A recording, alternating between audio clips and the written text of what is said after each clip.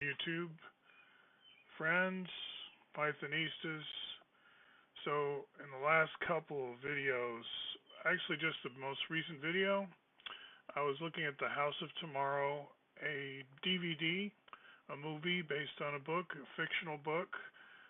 Click here, I go to the New York Times, a New York Times review of said book. But where am I? Where am I when I click there? I'm on GitHub and I'm at a School of Tomorrow, or The School of Tomorrow is the title of this work. So I'm not trying to project myself back into the 80s or whenever that was when the House of Tomorrow was set. It's a period piece. Punk rock is still something pretty new, or punk as a genre. However, it did lead to other things with the word punk in them, like CryptoPunk, cyberpunk. So I've decided, without trying to project myself into the past, why don't I do something futuristic? Because the House of Tomorrow was meant to seem futuristic in its day.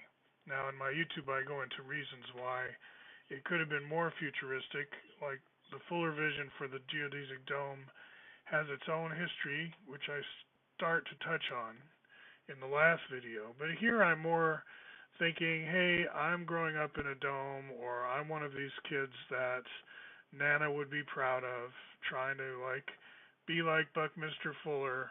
What is my, but yet still punk?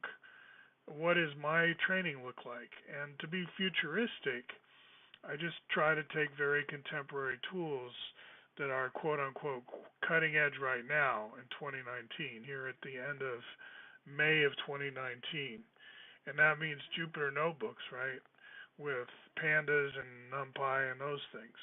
Pretty much bread and butter data science tools today, but not usually taught, say, in middle school or high school. Not in U.S. public schools at least. So there's a lot of concern these days about other countries getting ahead, kind of like the Sputnik. And remember when, well, you probably wouldn't remember, but when new math came out, that was in large part in response to a feeling of pressure that the U.S. was falling behind. There was a nationalist spin to it. And there is to this as well, you could say, because I've got the flag of Cascadia in this picture. It's not that I'm being anti-nationalist. I'm sort of playing with the theme of nationalism to some degree. You kind of have to, because we're doing data visualization. And with a lot of data sets, the way you break it up is by country. So, GDP, health stats, all these data sets we're going to get from Kaggle or wherever we find them, we're going to want to, display them on a map or a globe. So my first data visualization page, once we start getting into visualization at the School of Tomorrow, and I'm still on GitHub here. Why don't I get off GitHub and go to my local host where I'm actually showing this stuff in action. I'll make it a little bigger. No reason to make it bigger, actually, because I could just zoom in more, but I did. So this is, I've got a fuller projection because I'm being inspired by the film. The thing about the School of Tomorrow is, of course, it's kind of a takeoff, you could say, or playing off the movie, The House of Tomorrow. So that's the whole thing. We got to have a fuller map, obviously. But it's not there oppressively, and in fact, I don't have any geoplotting software to actually use such a map right now, or any map really. The tools I'm using are not geospatial, even though we're going in that direction with the open source stuff. So here I'm actually running the cells. So if you download this off GitHub, then you too can actually run the cells and interact with the cells. And by cells, of course, I mean these rectangular regions, some of which are markdown and some of which are actual code cells with, in this case, Python.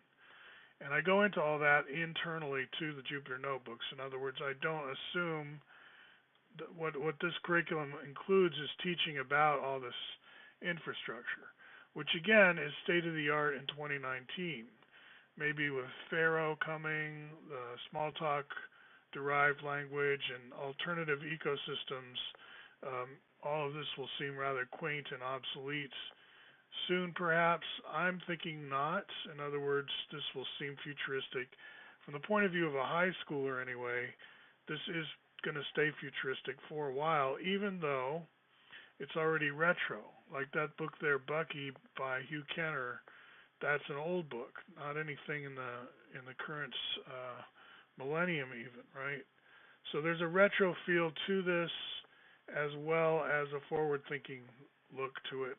Kind of like those science fiction movies that today seem like they look into a parallel universe, like they seem quaint. Science fiction can seem old, like the Jules Verne stuff, right?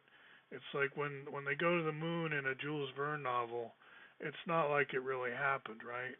So there's certain things it doesn't, when it really did happen, as I think it did, it wasn't just like in a Jules Verne novel, is what I'm saying.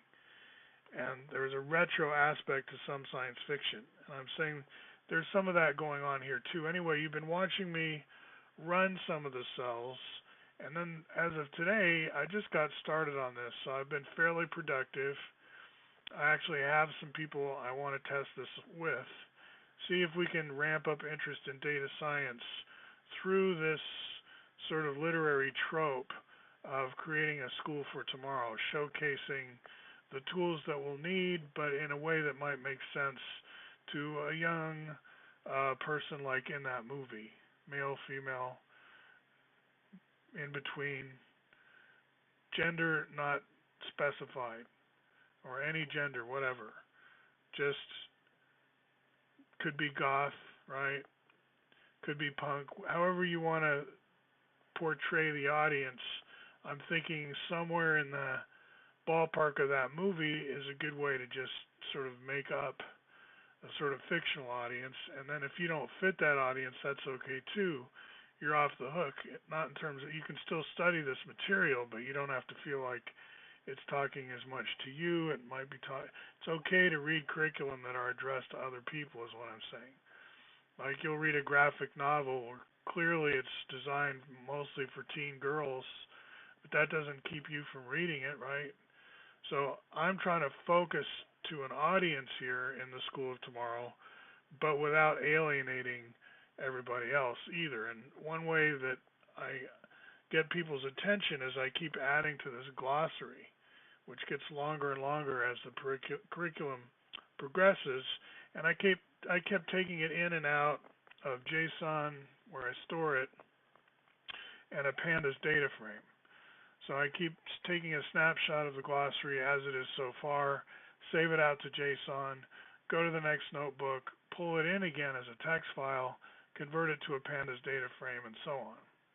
So I'm pretty happy with that approach, defining key sort of vocabulary as we go, writing to an expanding glossary, and then introducing Matplotlib and NumPy and all these other tools that, as I mentioned, are state of the art in 2019. And maybe not, let's see, where's some pictures? Graphics. Let's go to the School of Tomorrow locally, scroll on down. There's some C60, by the way. On Facebook, people are laughing at me because I was climbing this ladder, and the ladder got a foot tangled up with the C60 here, which you see in a pile. I actually had it leaning against the garage for months at a time. So some of the plastic, there's a couple kinds of plastic that we're testing, and as expected, one of them's a little bit brittle, and so this is what it did look like. And then you can see I'm trimming the hedge there. That's Oregon Curriculum Network getting a haircut. I definitely need a haircut.